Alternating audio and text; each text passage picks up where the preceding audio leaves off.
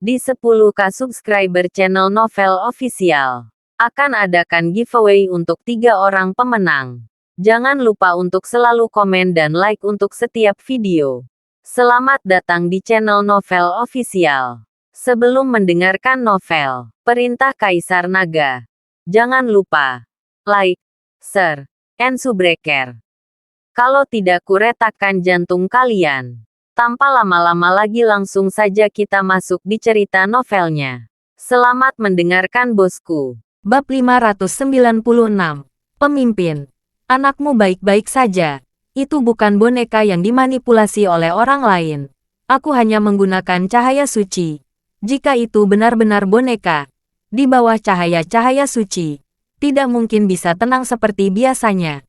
Jangan, aku tidak mendengarkan omong kosong David itu.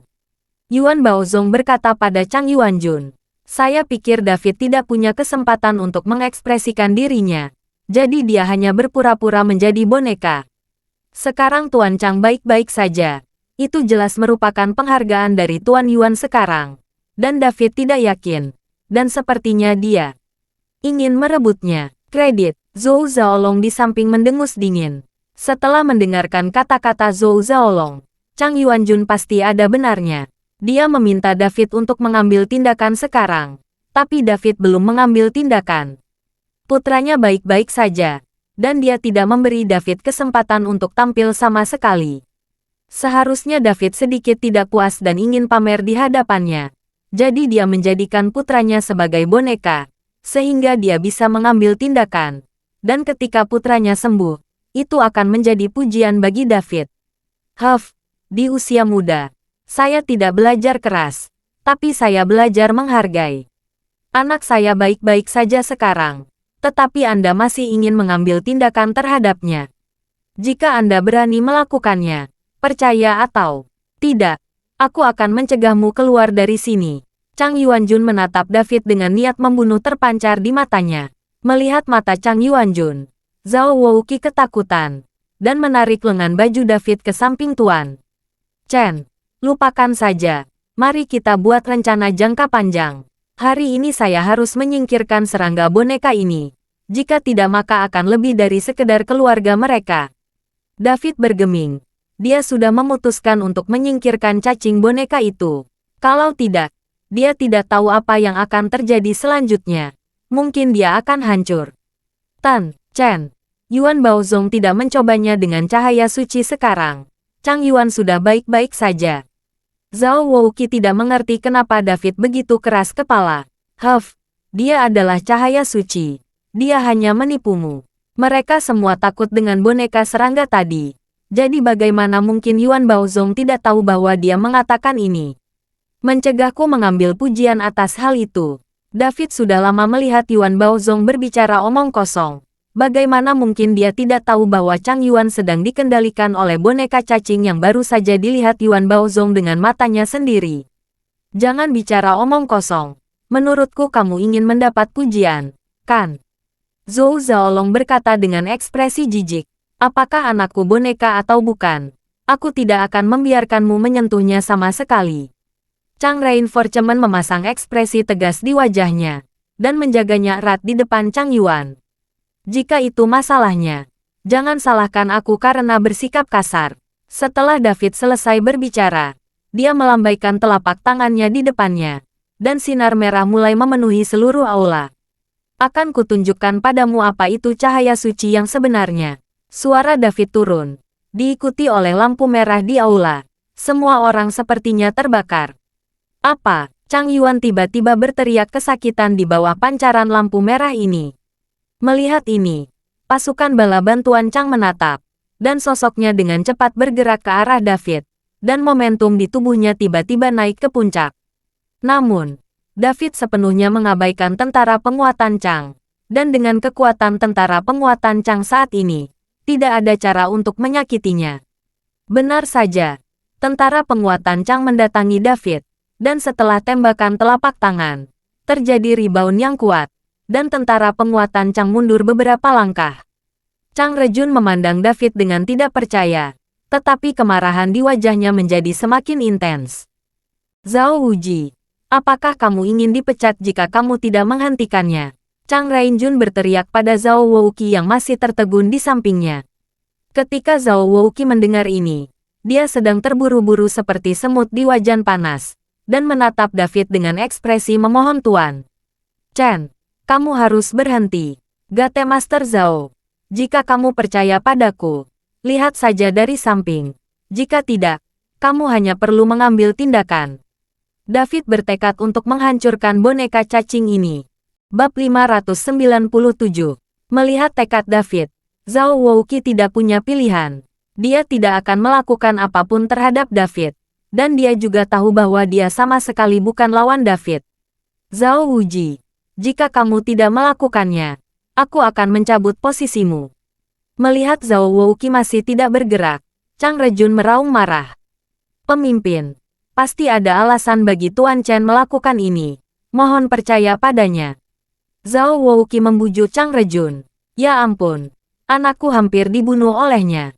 Chang Yuanjun melihat putranya menjerit kesakitan. Jadi dia berkata kepada Yuan Baozong, Tuan Yuan, cepat hentikan dia. Selama kamu bisa menghentikannya, saya bisa mengabulkan permintaan apapun.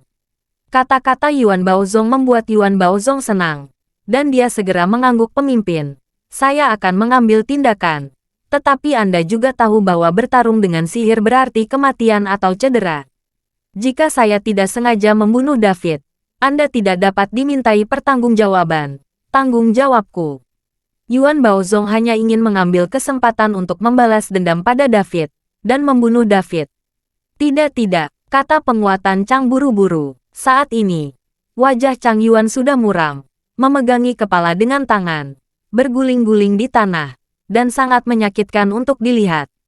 Jika itu masalahnya, maka aku akan melakukannya, kata Yuan Baozong. Tubuhnya tiba-tiba rusuh, lalu sebuah telapak tangan melambai. Angin palem berubah menjadi telapak tangan besar dan menuju ke arah David, dan lampu merah yang menyinari Chang Yuan juga terhalang oleh telapak tangan besar ini. Hal itu membuat Chang Yuan merasa sedikit lebih baik. Ayah, selamatkan aku. Selamatkan aku. Aku tidak ingin mati. Chang Yuan memegang erat paha Chang Rejun, dan matanya penuh ketakutan. Nak, jangan khawatir. Tidak ada yang bisa membunuhmu. Aku telah membiarkan Tuan Yuan mengambil tindakan. Jangan khawatir. Chang Rejun berjongkok, memeluk Chang Yuan erat dan menghiburnya. Tan, Chen, Zhao Wouqi melihat Yuan Baozong telah bergerak, dan saat dia bergerak, situasinya sangat menggemparkan sehingga dia buru-buru ingin naik dan membantu David. Zhao Wuji, jika kamu berani membantu David, aku tidak hanya akan mencopotmu dari jabatanmu, tapi juga menghukummu. Chang Rainjun memandang Zhao Wouqi dengan marah. Zhao Wouqi membeku di tempatnya, seperti semut di wajan panas dalam dilema. George Zhao, seperti yang Anda lihat, seorang penyihir kecil tidak dapat membantu saya. Sudut mulut David sedikit terangkat, dan dia berkata dengan ekspresi jijik. Wah, sebentar lagi kamu tidak akan sombong lagi. Yuan Baozong berkata, dengan kata-kata di mulutnya. Nyala api yang menderu tiba-tiba meledak dari telapak tangan aslinya yang besar, dan gelombang panas menyapu seluruh aula dalam sekejap. Zhou Zhaolong memiliki senyuman muram di wajahnya saat ini. David merusak perbuatan baiknya, jadi dia pantas mendapatkannya. Sekarang dia ingin menyaksikan David mati dengan matanya sendiri. Namun di saat berikutnya, semua orang tercengang. Saya melihat telapak tangan besar Yuan Baozong dengan api tergantung di atas kepala David saat ini, dan tidak ada cara untuk bergerak ke arah David sama sekali. Saat ini, seluruh tubuh Daud diselimuti cahaya merah, seperti dewa yang turun dari bumi. Di bawah lampu merah, telapak tangan besar itu perlahan-lahan mulai mengecil, dan nyala apinya berangsur-angsur padam. Bagaimana mungkin? Mata Yuan Baozong melebar dengan ekspresi keheranan. Ini adalah jurus pamungkasnya yang paling kuat. Yuan Baozong berencana untuk membunuh David segera setelah dia bergerak, jadi dia tidak menahan tangannya sama sekali. Tapi dia tidak menyangka bahwa jurus pamungkasnya tidak akan melukai David sama sekali. Apalagi yang kamu punya, gunakan saja. David menghembuskan nafas ringan, dan telapak tangan yang dipadatkan oleh angin tinju menghilang di bawah hantaman ini. Yuan Baozong memandang David, Semua rambut di tubuhnya meledak, dan seluruh orang tercengang. Kamu, siapa kamu? Jenis sihir apa yang kamu gunakan? Siapa tuanmu? Yuan Baozong menanyakan beberapa pertanyaan kepada David dalam satu tarikan napas. Bab 598. Yuan Baozong telah berlatih sihir selama beberapa dekade. Yuan Baozong juga telah memuja beberapa master, dan telah mengikuti banyak orang untuk belajar dan berkompetisi. Tetapi dia belum pernah melihat teknik seperti David. Lampu merah di tubuh David barusan memberikan rasa paksaan yang besar, yang membuat orang ingin beribadah saat melihatnya. Jika Yuan Baozong tidak tenang, dia pasti sudah berlutut di hadapan David sekarang. Kamu terlalu banyak bicara omong kosong. Jika kamu tidak punya pekerjaan lain, minggirlah. David tidak menjawab perkataan Yuan Baozong, dan dia tidak perlu mengikuti Yuan Baozong untuk mengatakan ini. Meski wajah Yuan Baozong penuh amarah, dia tidak lagi berani mengikuti David, jadi dia hanya bisa menghindar ke samping. Chang Yuanjun melihat bahwa Yuan Baozong, seorang ahli ilmu sihir, sangat ditakuti oleh David sehingga dia tidak berani melakukannya. Pemimpin Chang, saya mengatakan bahwa putra Anda sekarang adalah boneka, dan orang-orang di belakang layar menyuruhnya untuk mengatakan demikian. Anda tidak bisa mempercayainya. Sekarang setelah saya membunuh serangga boneka itu, putra Anda masih bisa diselamatkan. Ya, meskipun cacing bonekanya dibasmi, anak Anda tidak akan selamat. David memandang Chang Yuanjun dan berkata, Chang Rejun menggendong Chang Yuan, ragu-ragu dalam hatinya. Dia tidak tahu harus mempercayai kata-kata David atau tidak. Pemimpin, Tuan Chen tidak akan pernah menyakiti Tuan Muda Chang. Mohon percaya padanya. Saat ini, Zhao Wouqi juga membujuk Chang Rejun. Bala bantuan Chang tergoda, dan sepasang tangan perlahan bersiap melepaskan Chang Yuan. Ayah, kamu tidak bisa mempercayai mereka. Aku anakmu. Aku bukan boneka. Aku anakmu. Lihat aku. Ketika Chang Yuan melihat ini, dia memegang erat bala bantuan Chang, dan menangis dengan keras. Chang Yuanjun memandang Chang Yuan seperti itu, dan tidak tega membiarkan David melakukannya. David tahu bahwa dia tidak punya pilihan selain bertindak tegas, dan Chang Yuanjun sudah dibuat bingung oleh Chang Yuan saat ini. Orang-orang Miao kecil, berani mencapai ide pemimpin. Sial. Setelah David selesai berbicara, dia mengulurkan tangan dan meraih Chang Yuan. Melihat ini, Chang Yuanjun ingin menghentikannya, tapi sudah terlambat.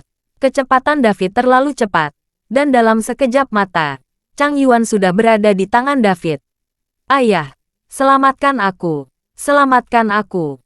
Chang Yuan berjuang mati-matian. Namun saat ini, David tidak memberi Chang Yuanjun kesempatan lagi untuk menyelamatkannya.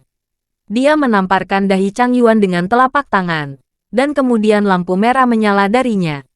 Atas kepala Chang Yuan dan memasuki tubuh Chang Yuan. Chang Yuan mulai menjadi ganas, mengaum kesakitan. Namun sekuat apapun dia mengaum, David tetap menahan Chang Yuan. Chang Yuan mulai menjadi ganas, mengaum kesakitan. Namun sekuat apapun dia mengaum, David tetap menahan Chang Yuan. Segera, mata Chang Yuan menjadi merah darah lagi. Dia tiba-tiba membuka mulutnya, dan seekor cacing boneka seukuran kepalan tangan keluar dari mulutnya. Setelah boneka cacing itu terbang keluar, ia tidak menyerang David, melainkan terbang langsung menuju jendela, berniat melarikan diri. Ingin melarikan diri, David mengangkat sudut mulutnya, melepaskan Chang Yuan, dan mengejar boneka cacing itu. Pada saat ini, setelah boneka cacing terbang keluar dari tubuhnya, Chang Yuan kembali koma dan terbaring lurus di tanah. Putra, bala bantuan Chang bergegas maju untuk mendukung Chang Yuan. Saat ini, David sudah mengejar jendela dan mengambil serangga boneka itu. Cacing boneka besar itu terus memutar tubuhnya, namun ia tidak bisa melepaskan diri dari belenggu David sama sekali, dan akhirnya membuka mulutnya, dan gas hitam keluar dari tubuhnya. Mulut boneka cacing, semuanya hati-hati. Gas hitam ini sangat beracun. Melihat ini, Yuan Baozong buru-buru mengingatkan semua orang, lalu menutup rapat napasnya. Namun ketika semua orang panik dan menutup nafas, mereka melihat David membuka mulutnya dan tiba-tiba menghisap dengan kuat, dan seluruh udara hitam dihisap ke dalam perutnya oleh David.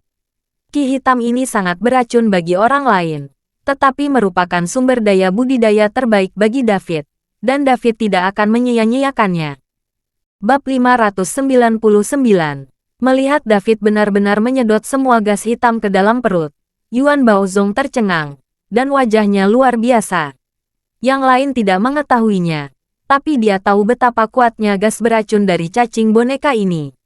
Umumnya cacing wayang tidak akan mengeluarkan gas beracun. Jika gas beracun di dalam tubuh yang disemprotkan, maka cacing wayang tidak akan dapat bertahan. Kecuali pada saat kritis, master boneka cacing akan membiarkan cacing boneka itu binasa bersama pihak lain. Lagi pula, membuat serangga boneka raksasa itu sulit.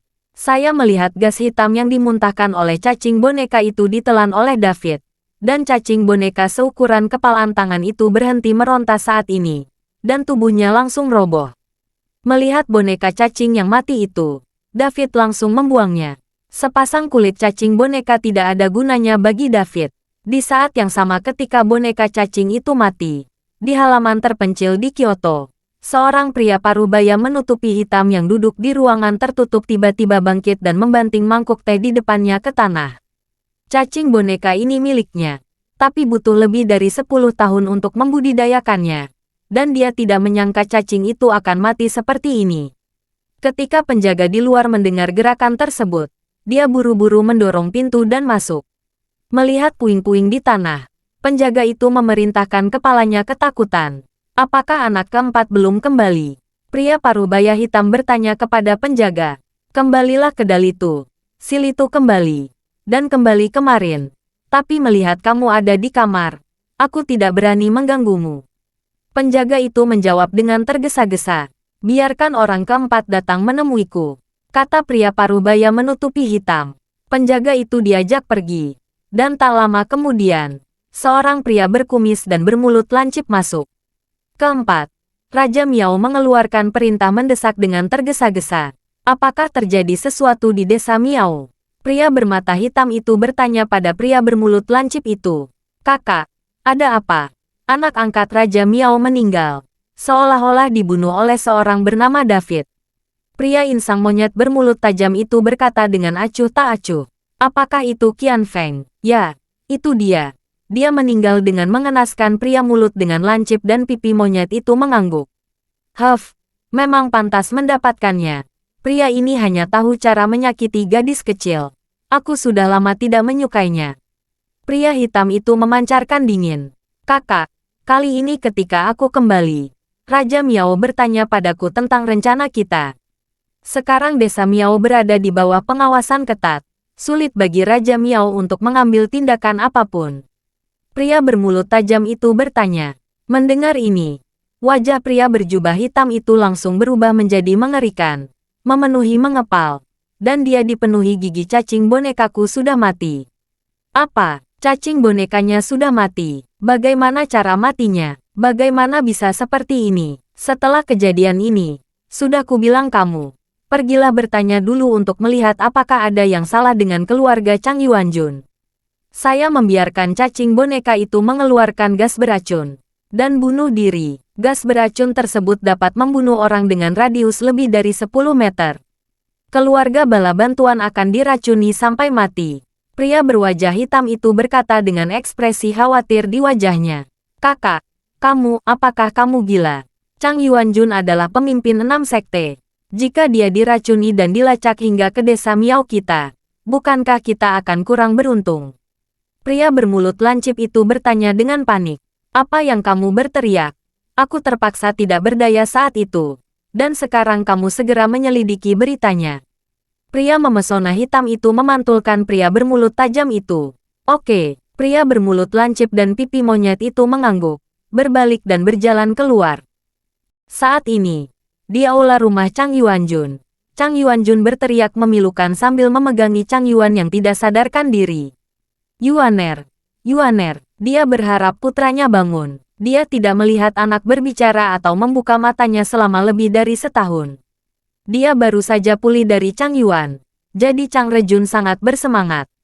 Tidak peduli dia boneka atau tidak, Dia hanya berharap putranya tetap hidup.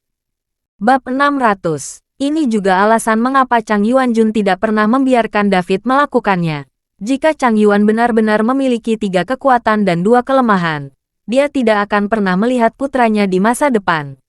Tan, Chen, pergi dan temui Tuan Chang. Melihat raungan Chang Rejun yang menyayat hati, Zhao Wouqi buru-buru melangkah maju dan berkata pada David. Ya, David mengangguk. Sesampainya di depan Chang Yuanjun, Zhao Wouqi bernyanyi dan menghibur Chang Yuanjun pemimpin. Jika Tuan Chen dapat menyembuhkan Tuan Muda Chang, jangan sedih. Chang Yuanjun mengangkat kepalanya dengan air mata berlinang. Ketika dia melihat David yang tegas dan percaya diri, dia tidak berbicara, tetapi melepaskan Chang Yuan dan perlahan berdiri.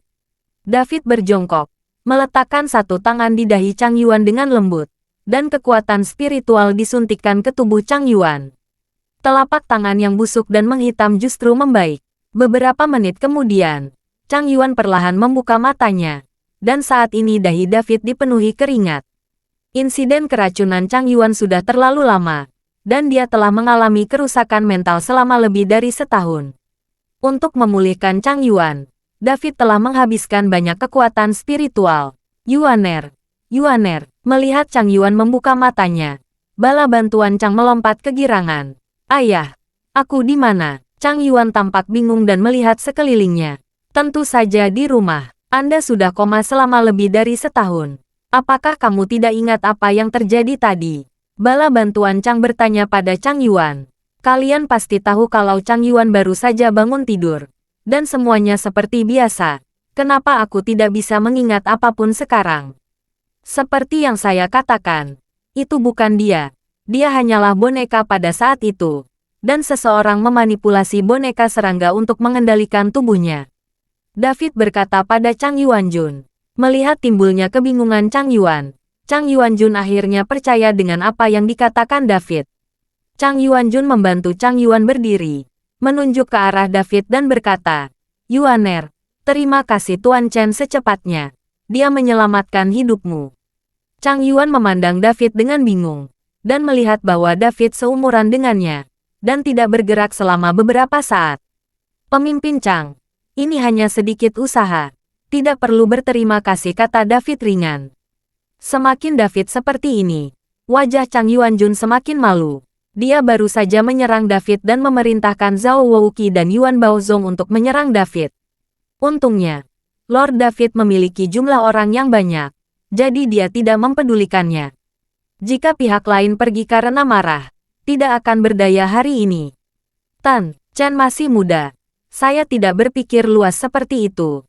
Itu benar-benar membuat saya malu. Tentara bala bantuan Chang tersipu dan berkata dengan malu. Pemimpin Chang sopan, Anda telah melakukan yang terbaik untuk negara dan rakyat. Apa yang saya lakukan bukanlah apa-apa. David berkata dengan rendah hati. Pada saat ini, Yuan Baozong, yang sangat terkejut, datang. Saat ini, dia memandang David dengan rasa hormat dan kekaguman di matanya. Junior Yuan Baozong, temui Tuan Chen. Yuan Baozong berjalan ke arah David dan membungkuk dalam-dalam. Di dunia sihir mereka, tidak ada perbedaan usia. Mereka semua terbagi berdasarkan kekuatan. Meskipun David masih muda sekarang, kekuatannya jelas lebih tinggi darinya. Jadi Yuan Baozong menyebut dirinya junior.